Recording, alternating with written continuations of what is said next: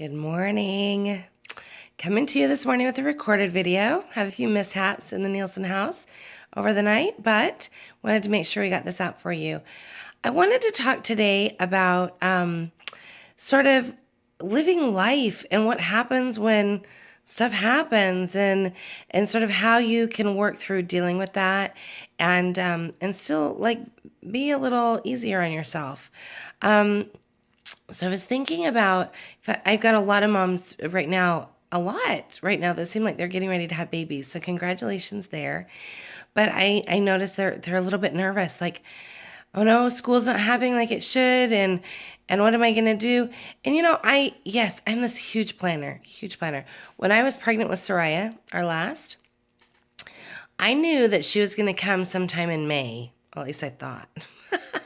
So I did really good on my planning, really good. My planning was because we had four kids at home at that time that were doing some sort of school. So Super Sam was 5, so he was like K1, and then we had Ellie, who at the time was, I think she was 3rd grade, and Jacob was 5th grade, and Harry was 7th grade.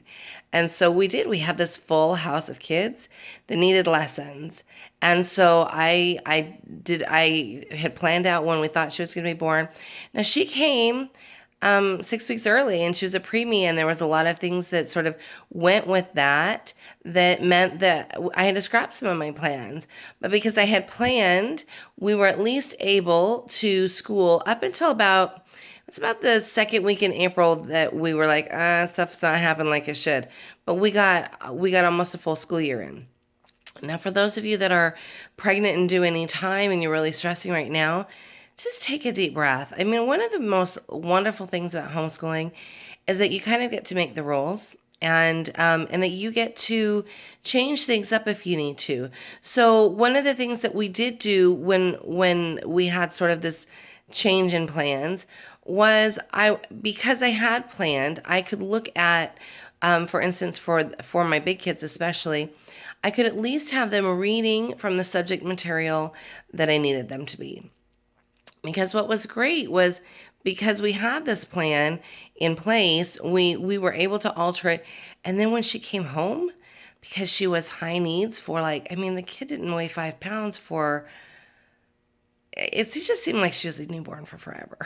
And so it happens. I mean, stuff happens. And so it was good that I had this great list of things that they could read, things that they could do. And I spent a lot of time like in the bed with her. And so they were able to come and sit with me. And we had kids that helped out, bigger kids that helped out. So now if you've got really little ones and you're facing this, I think you've just got to get a really good support system in place, and I stop being afraid to ask for help, and stop being afraid to accept help when people try to offer it, because that's one thing that I talk to moms a lot about. Oh, I just don't want to inconvenience anybody. That's why I don't ask. Stop saying, "Oh, it's okay." Don't say that. Say, "Yes, I need help."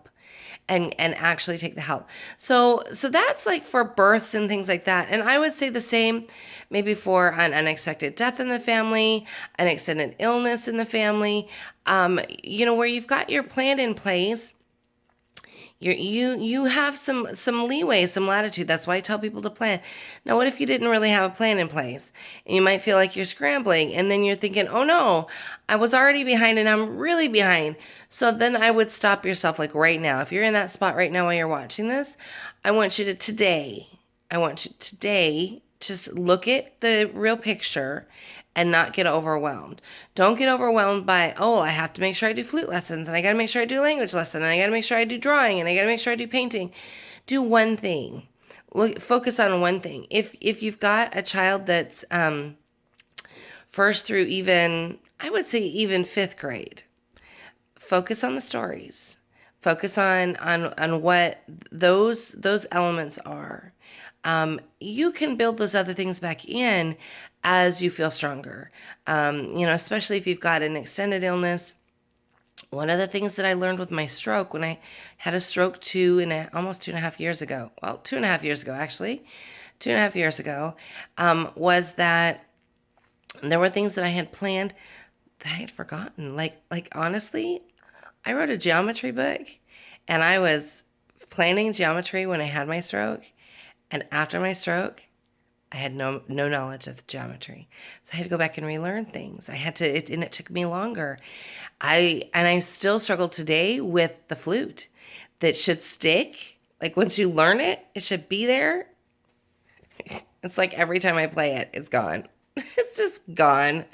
And so those are things that happen with different kinds of injuries. And the brain injury that I had, um, that's just I'm just every time I'm playing the flute, looking at the notes, playing the flute, but I'm sticking with it because it's something that I know long term will not just help me, it will benefit the children as well. And there are things that my son will be like, Mom, that's the wrong note. I'm like, sorry. And I get it right. But things like that happen. And so I could have gotten really stressed. And and I will tell you, I was a little bit worried because I have, uh, um, I don't know what you want to call him, practice husband, former husband, ex-husband, put any name on there, not a nice man, on the other side of that, that I know is watching me very closely to see whether or not I was doing my job as their homeschooler. And thankfully, Eric, my husband now, is like amazing. And he was like, what can I do? What can I do? Like stepping in, what can I do to make sure that that you get help with the lessons that you need? And I had bigger kids that were able to help littler kids. And so I was very fortunate in that way. If you are not in that place, again, you got to ask for help. And sometimes that might mean that your kids have to go to school for a semester, but hopefully it doesn't. I am really this of this opinion that if there's something going on at home, if you are reading together, doing some math together, if you are sticking somewhat with the curriculum, even if it's just the stories, then you are in a good place.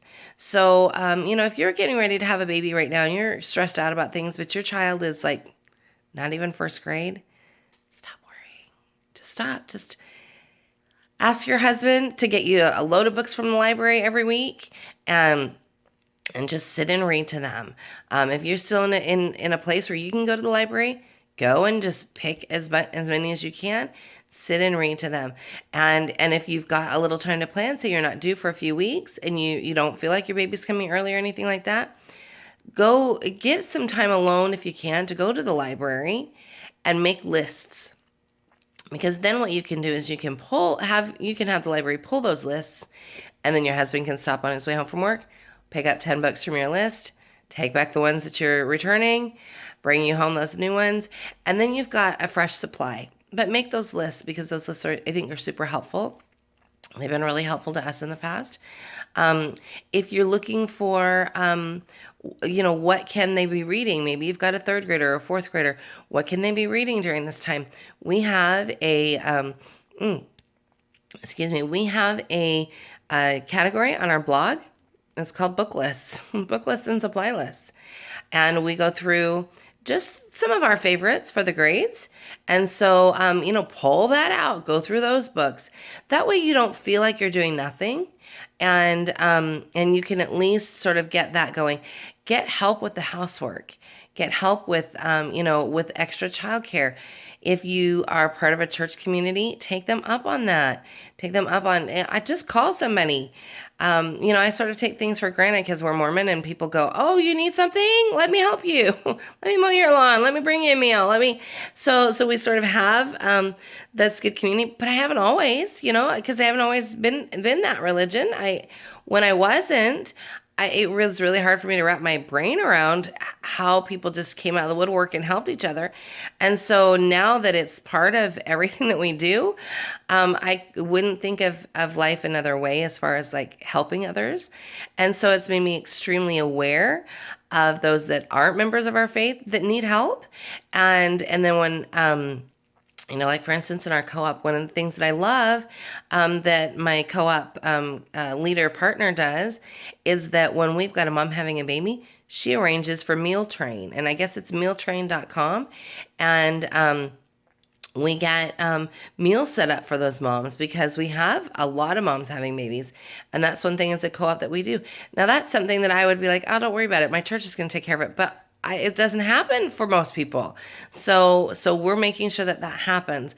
So ask for help. You can set up a meal train on your own, and then you can share it on Facebook, and you can say, I really need some help. And then you gotta step back a little bit. You can put maybe your allergies and things like that on there. But if it's if it's food that people are helping bring, then be okay with it.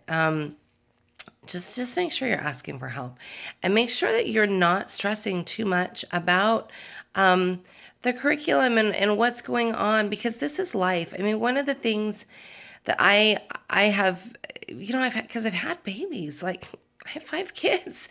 So we've had 2 babies in this since I've been married to Eric. And so in the last 11 years, we have had 2 kids, and I had a stroke, and he had mono and almost died. So we've had some things happen that we could not account for, where time was lost, and so we had to maybe catch up in the summertime, or we've double timed it over holidays. Give yourself that grace, and just be all right with, this is what's happening. If you have to report to a charter, you might have to do some things that you're not really excited about. You might have to order some workbooks off of Amazon. If you've got to fill out something to turn in for your charter, do what you have to do, but stop stressing about, oh, they're home and I'm failing them. Things that you could do that are the best when you have things come up like this are to keep your rhythm in place, like even if it's just anchor points. As long as you're eating together, they're going to bed at a regular time, then they're going to at least be rested. And hopefully you're getting the rest that you need.